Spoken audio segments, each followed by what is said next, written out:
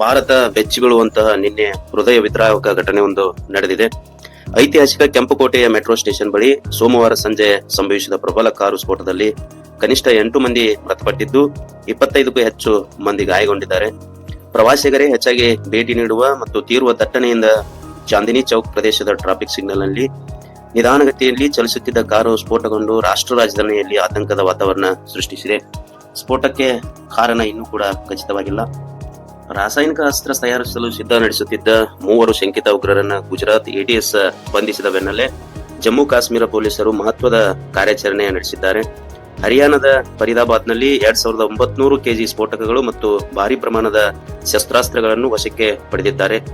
3 ವೈದ್ಯರು ಸೇರಿ 8 ಶಂಕಿತ ಉಗ್ರರನ್ನ ಬಂಧಿಸಿದ್ದಾರೆ.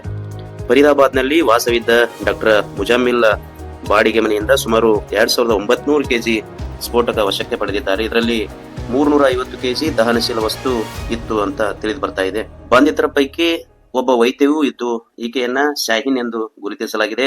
ಆಕೆಯ ಕಾರಿನಲ್ಲಿದ್ದ AK-47 ರೈಫಲ್ ವಶಕ್ಕೆ ಪಡೆಯಲಾಗಿದೆ ಎಂದು ಪೊಲೀಸರು ತಿಳಿಸಿದ್ದಾರೆ ಕೂಡ. ಬಂಧಿತ ಮುಜಾಮಿಲ್ ದೆಹಲಿಗೆ ಹೊಂದಿಕೊಂಡಿರುವ ಫರೀದಾಬಾದ್ನ ಅಲ್ ಬಹಾ ವಿಶ್ವವಿದ್ಯಾಲಯದಲ್ಲಿ ಶಿಕ್ಷಕನಾಗಿದ್ದ.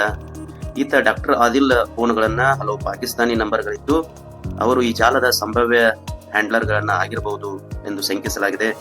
ಸಂವಹನಕ್ಕಾಗಿ ಐನ ಕ್ರೆಡಿಟ್ ಚಾನೆಲ್ಗಳನ್ನ ಬಳಸುತ್ತಿದ್ದ ಇವರು ಪಾಕ್ ನಂಟಿನ ಕುರಿತು ಪೊಲೀಸರು ಸಹ ಹೆಚ್ಚಿನ ತನಿಖೆಯನ್ನ ನಡೆಸ್ತಾ ಇದ್ದಾರೆ.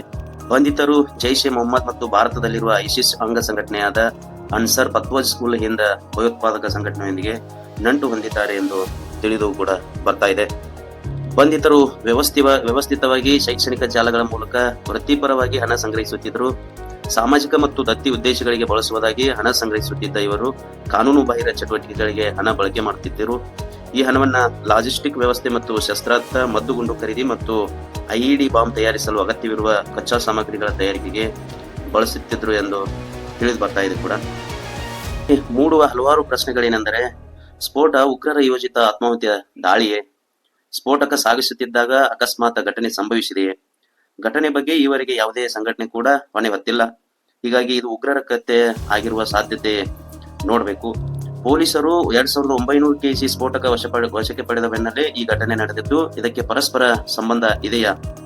ಆಪರೇಷನ್ ಸಿಂಧೂರ ಬಳಿಕ ತೀವ್ರ ಹಿನ್ನಡೆ ಕಂಡಿರುವ ಉಗ್ರರು ಪ್ರತಿಕಾರ ಕ್ರಮವಾಗಿ ನಡೆಸಿರುವ ಕೃತ್ಯ ಇರಬಹುದಾ ನೋಡಬೇಕು.